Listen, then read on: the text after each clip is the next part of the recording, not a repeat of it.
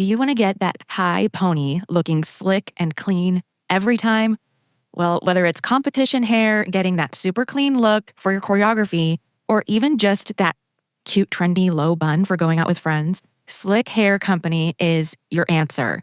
Slick Hair Company is the founder of the original Slick Stick, and they also provide high-quality hair care, hair accessories, and styling products that will help you to achieve the perfect style and look. I used their wax stick for that middle part low bun look, and it was awesome. I was even able to curl my hair the next day without washing it, and my hair wasn't all greasy and gross. Founded by a female entrepreneur, Slick Hair uses cruelty-free ingredients that smooth all hair types. They hydrate and strengthen your hair. They promote hair growth and leave your hair feeling fresh and not greasy or sticky. Visit slickhaircompany.com/thecheermomblog and use code thecheermomblog for 10% off your entire order. That's slickhaircompany.com/thecheermomblog and use code thecheermomblog for 10% off. Your perfect style awaits with Slick Hair Company. All the moms in the world, let's chat it up. We're talking competitions, uniforms, and all of the above. It's the Cheer Mom, yes, the Cheer Mom podcast. Cheer Mom, yes, the Cheer Mom podcast. Cheer Moms, your podcast is on. I'm a little nervous to tell this little anecdote because I'm not sure how it will land, but I'm going to try my best. So I don't think of myself as famous or a celebrity. When I'm at cheer competitions, though, the cheer moms will call me that. Cheer moms have compared me to Gabby Butler and Maddie Brum, which is wild to me. And it's so, so flattering. I honestly love it every time. I love it when people come and say hi and give me a hug, and we get to have, whether it's short or not, we get to have a meaningful conversation. I love every connection there, and it absolutely never gets old, ever. And it's surreal and wild every time I go to a cheer competition, because when I'm just like walking around my town, I don't get stopped. Like, nobody knows me from Adam. And so I walk into this sort of alternate universe, and suddenly everybody wants to come talk to me. It is so cool. And then I sort of go back to like just being Kristen for the most part, which is like the dream because you get your privacy. Anyway, I love, love, love going to cheer competitions and taking selfies and meeting you all. It's gotten to the point now where I can't go 5 feet without somebody coming and talking and taking pictures. And again, it's like, it's an ego booster for sure. It's a self-confidence booster. Like, sometimes, I don't know if this is healthy or not, but sometimes I like crave it. Sometimes I'm like, man, I just need to I'm feeling really bad about myself. I'm feeling really anxious and bad about myself. I just need to go to a cheer event and I'll feel better. Don't worry, guys. I have a therapist. I'm doing the work. But, sometimes it's just the confidence boost that you need. It's like when somebody when a stranger compliments you at the mall about like, I love your hair. I love your makeup. I love what you're wearing. Like, you don't necessarily need it, but sometimes it's just the thing that you need in the moment. So they're huge confidence boosters. All of that said, I'm going to switch gears just really quick, and then I'll bring it on home. In school, or even in like those icebreaker questions, people ask you, if you could have any superpower, what would you choose? And since for as long as I can remember, some people choose flying or supernatural strength, or they want to be Iron Man. I have always said, I want to be invisible. Not because I don't want people to see me, not because I'm that shy, although I was a very, very, very quiet and shy child. No, I want to be invisible and still do so that I can be in rooms and eavesdrop on conversations. Like, I want information. I don't consider myself like a drama queen. I don't need the hot, juicy gossip, although who doesn't get a good dopamine hit from a nice piece of gossip? I just love to know how things work. And I mean, I love to know what people are saying about me. When I was little, I was like, yeah, I want to know what people are saying about me when I'm not in the room. But I just love to know what happens in the room where it happens. And so being invisible would allow for that. So I've always wanted to be invisible. Back to being recognized at cheer competitions. I was at a very large cheer competition somewhat recently. And anytime I am within a mile of a cheer competition, I am ready to meet people. You guys don't know this about me, but like, I can be pretty quiet and moody and reserved sometimes. And I know that I can't have my RBF face on when I'm in the context of there's going to be a cheer competition. I really make an effort to appear approachable and friendly, and that's not fake. But as an introvert, I have to sometimes go back and recharge my battery. And when my social battery is dead, it can come off as unapproachable.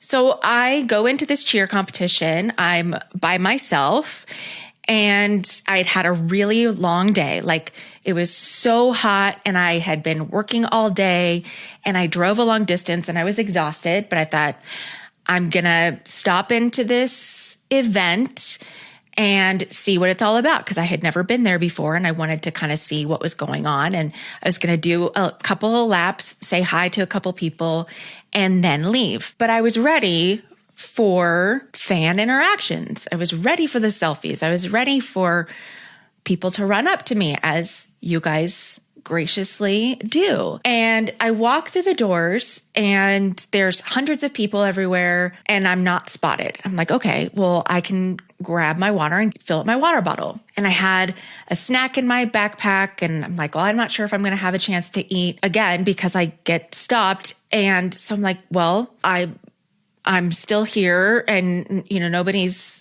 wanting to talk. So, okay, great. It looks like I have some time to eat. So I drink my water. I have my snacks. I get up and I go to look and shop at the vendors. I shop all the vendors. I do a lap in the competition hall. No one so much as makes eye contact with me. And you might think you know where this is going. I am not like, ugh, does anybody know that I'm here? Does anybody know who I am? Like, why is no one saying hi? Am I irrelevant? No, those were not the thoughts going through my head. Call it exhaustion, call it heat stroke, call it delulu, whatever you want. I literally, after being there for almost an hour, I looked to my left and I looked to my right, and I was like, am I invisible? Of course I knew I wasn't invisible, but I had this, like, I can't explain it. I had this elated feeling. Like, I started giggling and I had this big smile on my face, and I was like, is this what it's like to be invisible? I can just do whatever I want. I was just walking around and looking around like, I must be invisible because I'm in the middle of one of the biggest cheer competitions in the world, and no one has noticed me.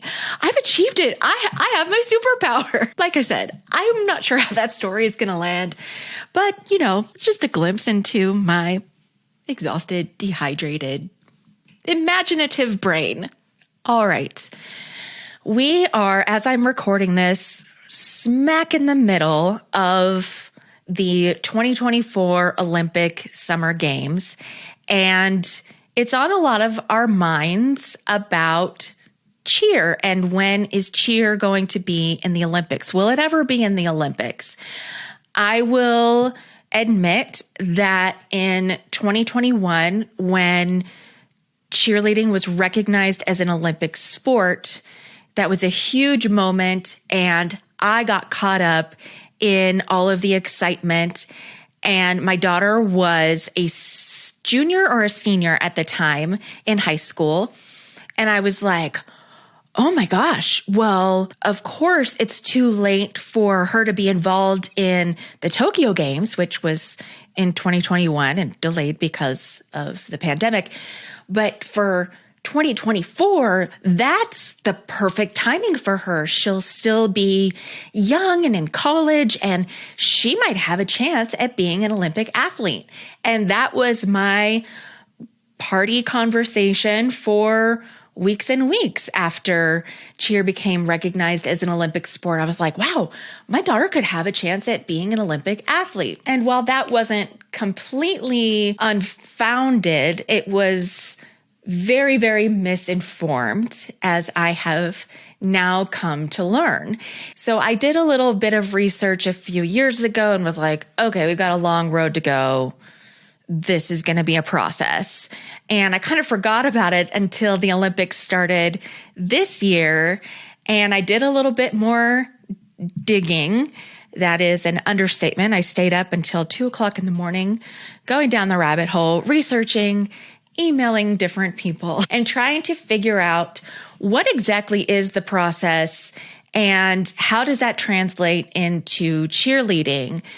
So I'm going to save you all of the digging and falling down the rabbit hole so you can get a good night's sleep. I'm going to consolidate and break down some of these processes and what the future could hold for cheerleading as it relates to the Olympic Games. This episode of the Cheer Mom podcast is supported by the Cheer Collection, inspirational jewelry styles for every cheer enthusiast. As cheer moms, athletes, and those who love cheer moms and their athletes, we're all looking for a way to show our support. Sometimes that's a big fat head with your athlete's face or a big blingy jersey, but those things don't always translate into our day-to-day lives. The Cheer Collection provides quality, classic jewelry pieces, expertly engraved with subtle quotes like 2 minutes and 30 seconds, hit 0, and 1, 3, 5, 7. A necklace, bracelet, or ring from the Cheer Collection can be worn at school, work, or anywhere you need or want a touch of class and a little encouragement or reminder of the sport or the athlete that you love so much. And for those who have been asking, brand ambassador applications are now open. Big things are coming to the ambassador community, including opportunity for leadership development, to have input on new pieces of jewelry, and of course, to build community and make new friends. Visit thecheercollection.com. That's thecheercollection.com for details. And just for listeners of this podcast, if you enter code POD15, that's POD 15, you'll get 15% off of your purchase. I'm going to start right off with the backdrop and the context that, like many of you, if not all of you, I agree that there's no denying that cheer is a sport. Cheer is very athletic, and just about everyone in our industry or close to our industry agree that it deserves to be an Olympic sport. It's very deserving that cheer athletes should be Olympic athletes. Unfortunately, even if that is true, even on the most objective level, it is not that simple. So let's break that down a little bit. In order for a sport to be accepted into the Olympics, it must be widely practiced by men in at least 75 countries and on 4 continents, and by women in no fewer than 40 countries and on 3 continents. That's just baseline. Once that happens, or maybe in tandem, either way, the sport must also be overseen by a non-governmental international federation. So it can't be overseen by a particular government. It has to be an independent federation that essentially governs the sport worldwide. So an example of an international federation, there are ones that we know of, right? So like FIFA, all the husbands perked up. FIFA is the International Federation for Soccer, or football as they call it in other parts of the world. There's the International Gymnastics Federation, the International Skating Union, the International Federation of American Football. Some ones that I thought were kind of not funny, but they made me smile. There's a Badminton World Federation. There's an International Canoe Federation, International Water Ski and Wakeboard Federation, Tug of War International Federation. And by the way, TWIF, Tug of War International Federation, I love your logo. Google their logo. It's great. So I believe there are around 35 international federations that are recognized by the International Olympic Committee, I believe. And these international federations are different from the national associations of each country. So, like I said, the International Gymnastics Federation, that's separate from USA Gymnastics. So for cheer, our international federation is the ICU, or the International Cheer Union.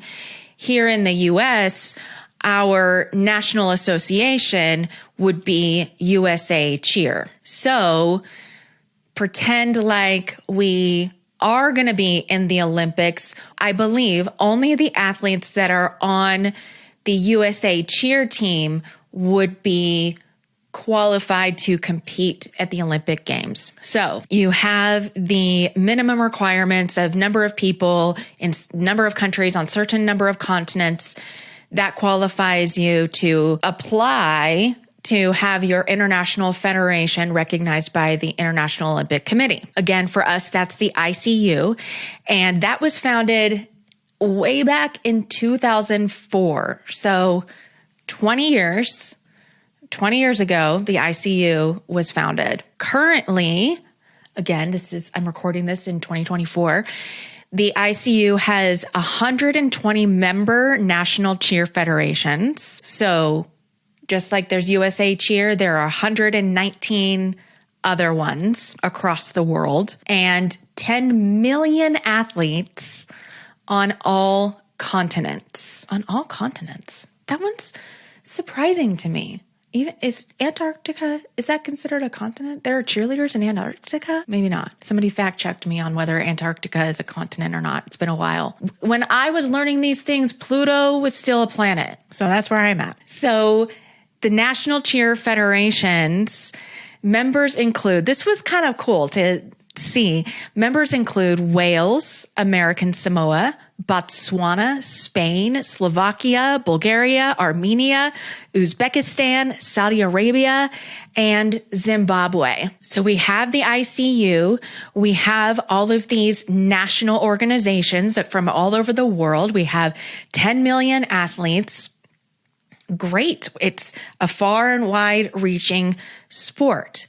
Remember, the ICU was founded in 2004. It wasn't recognized by the International Olympic Committee as an international federation until 2021.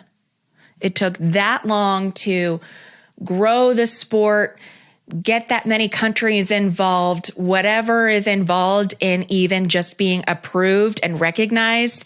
It took, 17 years? And that was a huge step. It was widely celebrated in the cheer industry.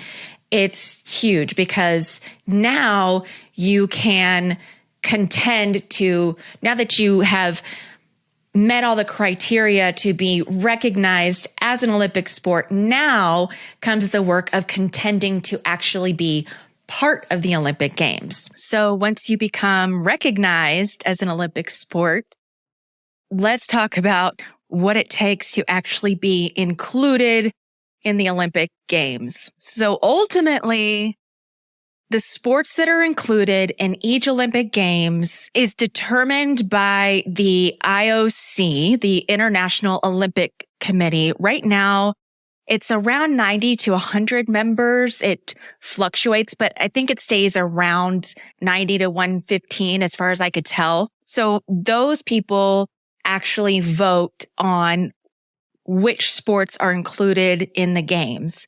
However, there are other committees and groups and people that have varying amounts of influence into how those sports even get on the ballot. It's 111 people today, and those are former athletes, leaders in sports, and people from all over the world who have been involved in some way or another in an Olympic sport. However, there are subcommittees and other influential groups of people that help to decide or inform which sports actually make it onto that voting ballot before it even gets to the IOC vote. So it appears to me that the head of each international federation, I'm sure that they have a team of people to help with this, but it's up to them to advocate and campaign for their sport to be included.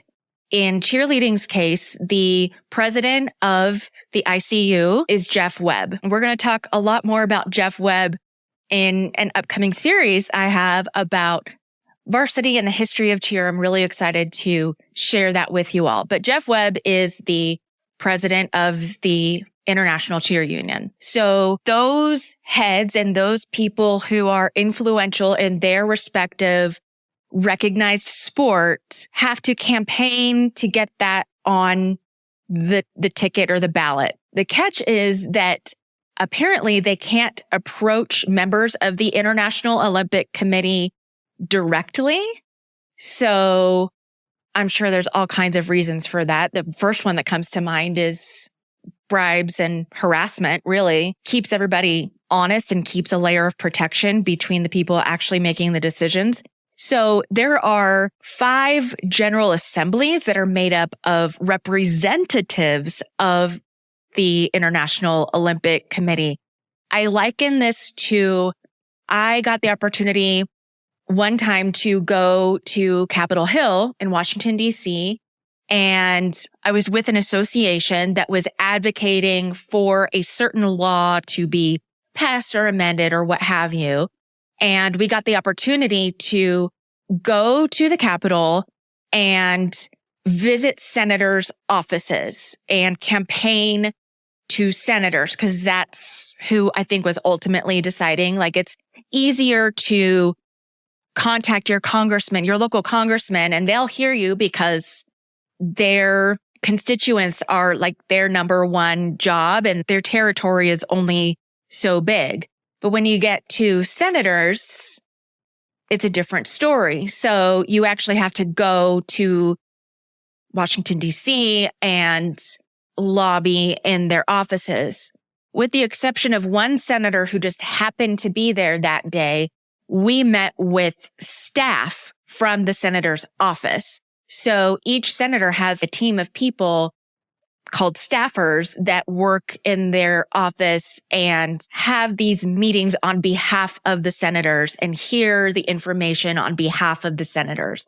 So I'm not sure if it's exactly the same with the Olympic Committee, but the staffers then listen to the issues and bring that information. I think if they deem it's important, like if they don't, I don't know if they're required to relay the information, but they relay the information. And so if they feel passionately about it, they're more likely to get the senator's attention. So that's how I put it together in my head, is that there's these general assemblies from all over the world, and people like Jeff Webb and the head of the International, Tug of War Federation, they're meeting with these people to convince them to influence the IOC into putting their sport on the ballot for voting. And then each individual Olympic Games has its own local organizing committee I assume from that country, but that the local organizing committee has a big part in deciding which sports are going to be included as part of their games. So that committee makes proposals on the sports that they want included, and they actually have categories. It's 5 categories that split into 35 criteria. All right. So you with me so far? So the local organizing committee is looking at sports to include based on these 5 categories. This is the criteria from 2015 that I found, I think from like Olympics.com, but here they are as far as I've been able to find. So the first category is called Olympic Proposal. And according to the article that I'll link in the show notes, Olympic Proposal is the history of the sport, whether it's been included in the Olympics before, the number of affiliated national federations, and the level of participation in the world or continental championships. So I would imagine that people that are considering adding cheerleading to the ballot are looking at the cheerleading worlds. And I can honestly say that I have never really paid attention to the USA cheer portion of the cheerleading worlds, but you better believe that I'm going to now. I'll be looking at that with a new set of eyes. And what would it look like? I would think that, especially since cheer is an American sport and the ICU is based in America and led by an American, I would assume that if we went to the cheerleading worlds and watched the world's portion of the competition, meaning USA Cheer and the associated countries with the ICU, that would be a pretty good picture of what it would look like if it were in the Olympics. So now that I know that, or now that I surmise that, I'll be watching the cheerleading worlds very closely, especially in that division. So the criteria that makes up the Olympic proposal category is number and list of events, competition format, days of competitions, quota of athletes and officials. So I imagine the number of athletes and officials that it would take to put that sport on in the Olympic Games, participation of the best athletes. So are the best athletes in the sport actually the ones competing? And the venues, number of venues needed. Is it permanent or temporary? What's the capacity of the venue that you need? And what are the field of play specifications? The next category is value added to the Olympic movement. And that's defined as the sport's image and whether it represents Olympic values. There are only 3 criteria that they measure that by. That's by, it says games-time. How long does it take, I think? The legacy and youth. That's all that says. Now, I do know that the Olympics is trying to appeal to a younger audience and appeal to the youth of the sport that is competing because again, this goes to, are people going to watch? Is it going to grow the sport? So how many of us grew up watching the Olympics and wanted to become an Olympic gymnast or become an Olympic ice skater? Recruitment and enrollment for those 2 sports, especially, I know, skyrockets during and after the Olympics because little girls see athletes like Simone Biles and they're like, I want to do that.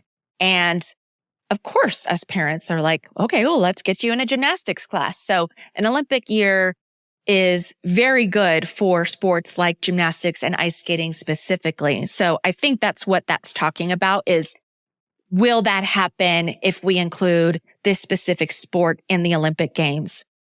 The next category is called institutional matters.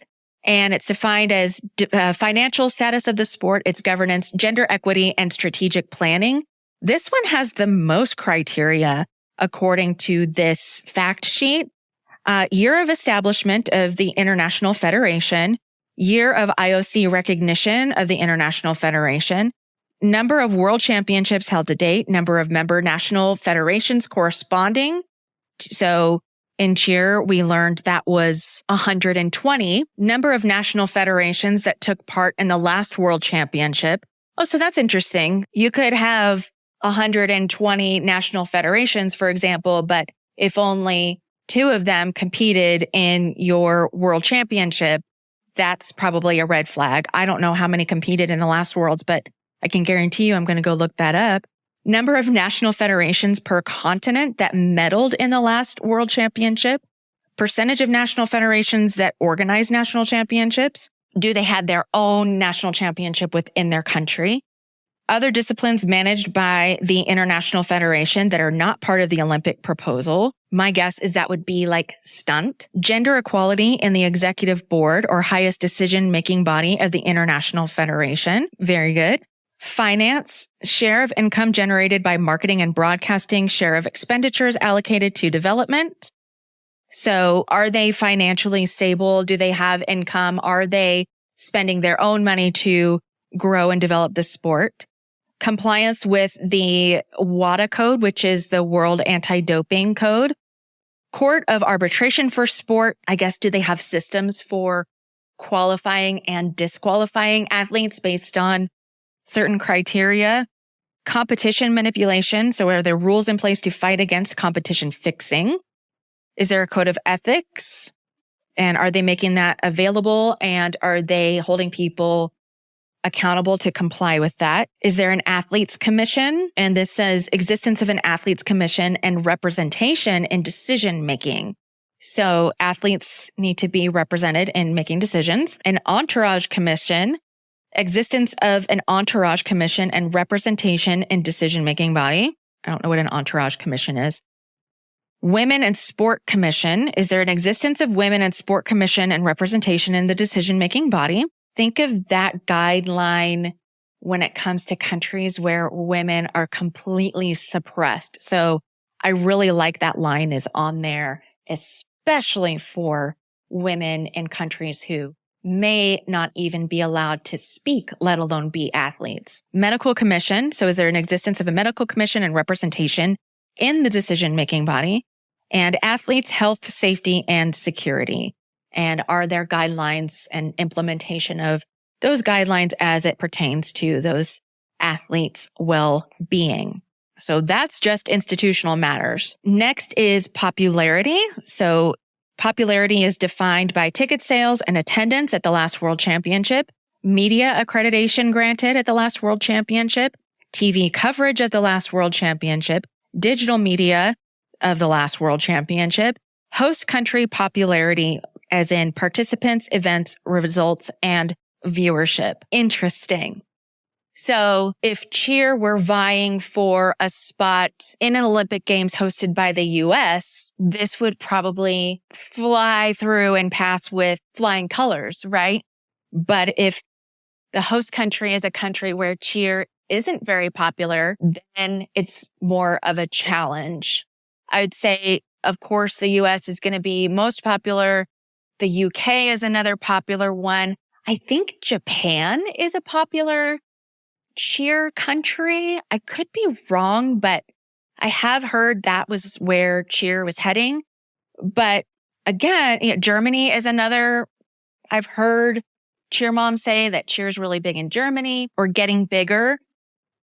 But think of countries that could host the Olympics where they're like, oh, we don't want cheer. Like nobody's going to watch that. And the last category is the business model, which is defined by the income the sports generates, the cost of staging the sport, and its financial status. And the 2 criteria listed is potential costs of venues, broadcast, and technology, and targeted additional revenue during the Olympic Games like ticketing, licensing, and sponsorship. So those are the criteria that just the hosting country, just that committee measures the sport by before it even gets to a vote.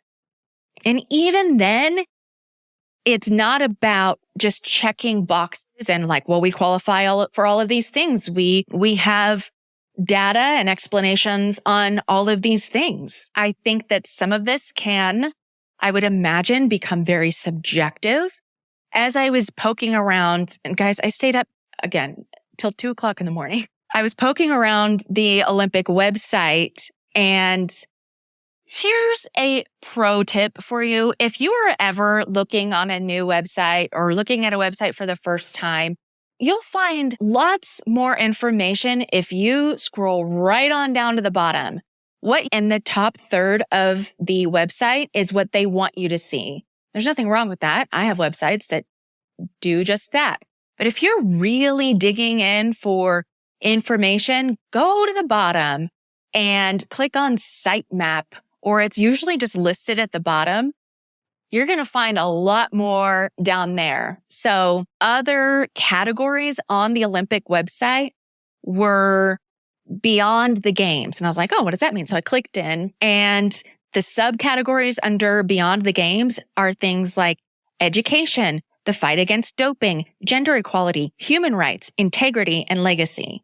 Then there was a category called Olympic Solidarity. And I'm still not 100% sure, but there was big news recently that there was a budget increase specifically made for Olympic Solidarity. And a quote by an official that said, this 10% budget increase means more athletes benefiting from individual scholarships, more teams supported, and more coaches and sports administrators trained.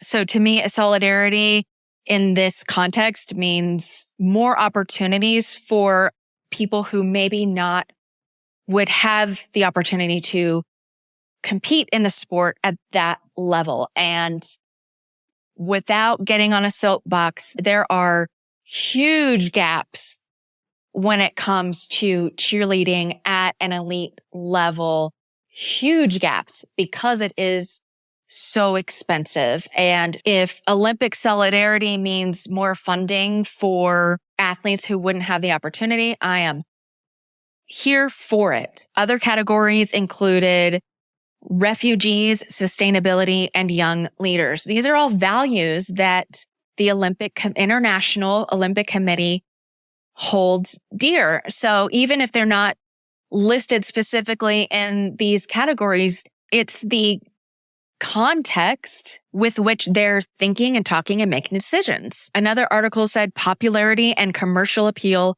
are also arguably considered. Well, we saw that. Like, what's the media reach? Are they on television? Now it makes sense. It made sense before why cheer has been on ESPN. That's like the only thing that I knew about competitive cheer is what I saw on ESPN. But now I see why it's so important to keep those contracts and to keep garnering interest for people to watch cheer on TV, because it plays into our future athletes' ability to possibly play in the Olympics. And get this. So we've talked about this 111 member International Olympic Committee that votes. And before it even gets to those people, there are other assemblies and committees like the local organizing committee.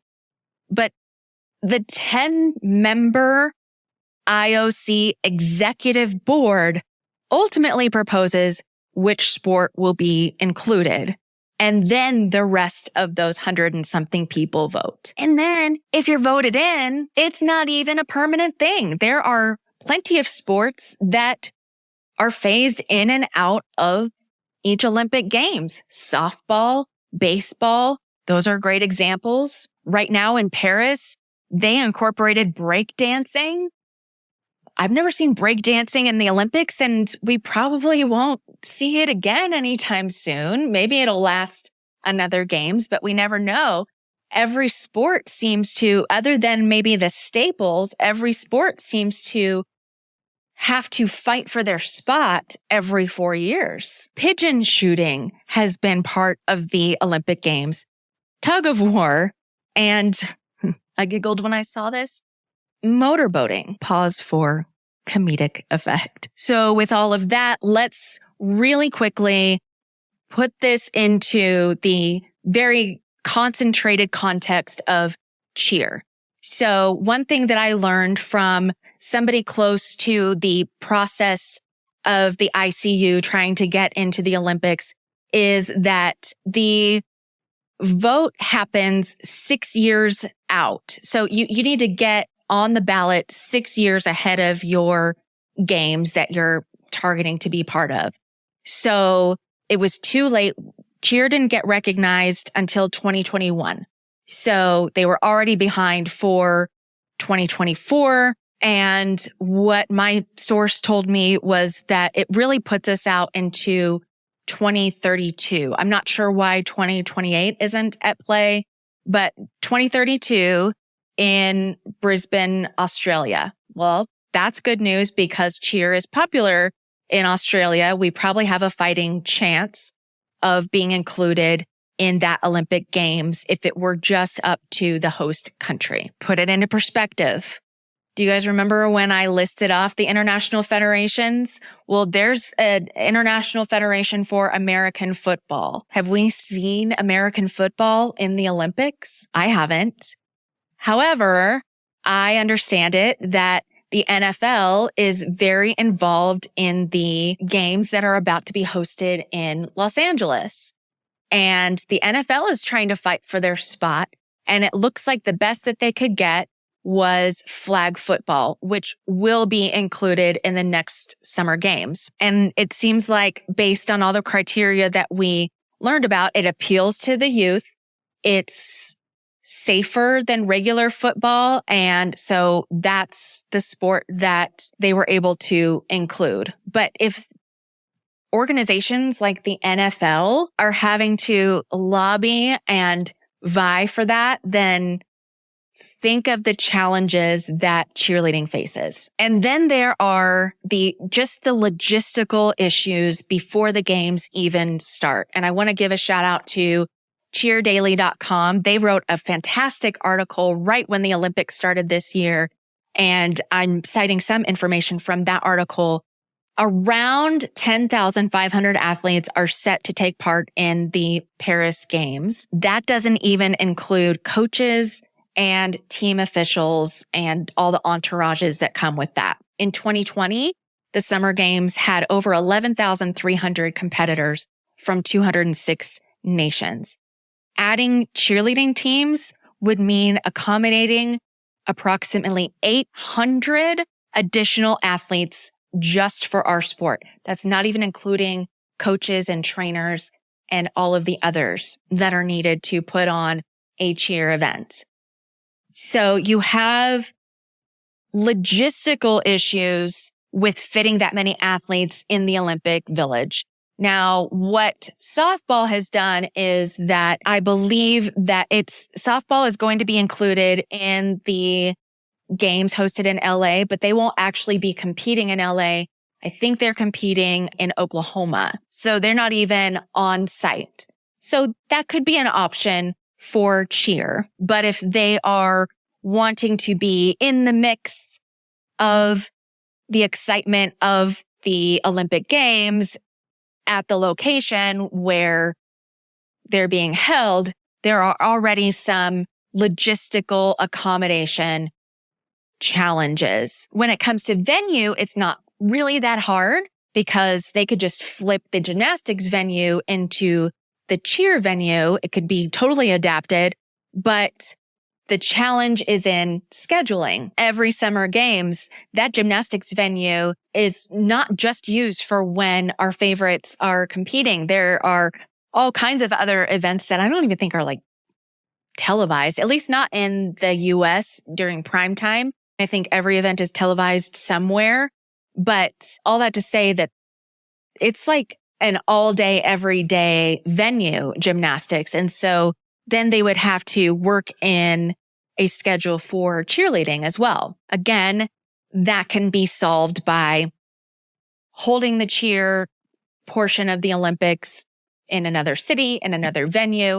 A lot of times with winter sports, that maybe the city that's hosting has like the big coliseums, but for like skiing, they're an hour and a half or 2 hours away up the mountain. And some of you may be wondering, well, why couldn't we be a winter sport? And I actually heard somebody say, or maybe I read it, that, well, cheer should be in the winter games because winter is really when the height of cheer season is happening. Well, we have to cut that off right at the gate because in order to be considered for Winter Games, it has to include winter water or snow, something like that. So cheer doesn't include any of those things. So we automatically can't be considered for the Winter Games. So those are the hurdles, the challenges, the criteria that cheer is facing before it can even go to a vote by a people who may or may not even know what competitive cheerleading is. There's a lot of education that has to happen. There's a lot of worldwide awareness and popularity that needs to happen. And I think that the industry is trying to do that. If you even look at cheer athletics has expanded worldwide, and now they have locations in England and in the UK and in Tokyo. And so the people who helped form and invent the sport, I want to say that Top Gun also, I looked it up. Top Gun also has a location in the UK. So the people who formed this sport as we know it today are very much involved in expanding it across the world and helping those federations in other countries develop the sport in their respective countries. So I see the work being done. And let's not forget that Jeff Webb, who's the president of the ICU, really developed cheerleading as we know it today, whether by intention or not. If it weren't for him, he founded varsity. He founded a lot of these things. And so people that were on ground zero or at ground zero with our sport are working to include it in the Olympics. Excuse me, flag football is in this year's Olympics, and I imagine will also be included in the LA Games. I haven't verified that, but it's definitely happening in Paris. Let's just give this some perspective. And I don't mean to end this on a negative note, but the International Federation of American Football was officially formed in 1998. That's not that many years before the ICU was formed in 2004? And it's not an exact comparison because I think that American football also has some safety issues that has kept it out of the forefront of the Olympics. But there's two ways we can look at this. Like if football has had that hard of a time, is cheer going to have that hard of a time? And then you can look at it, let's end it on a positive. Like if breakdancing and pigeon shooting can make it, like cheer's got a great chance. I hope that was helpful to you. I hope it was a good history lesson, a good little trivia on the Olympics as you enjoy the Olympics. And as you're sitting around in the parking lot of the cheer gym waiting for your athletes to get out of practice and talking about why isn't cheer in the Olympics? Now, if you listen to this podcast, you can inform your friends. And speaking of informing your friends, please share this episode or any episode that you love with a friend. I so appreciate you. Thank you again for listening, and I will see you next time. Remember, at the end of the day, it's all just cheerleading.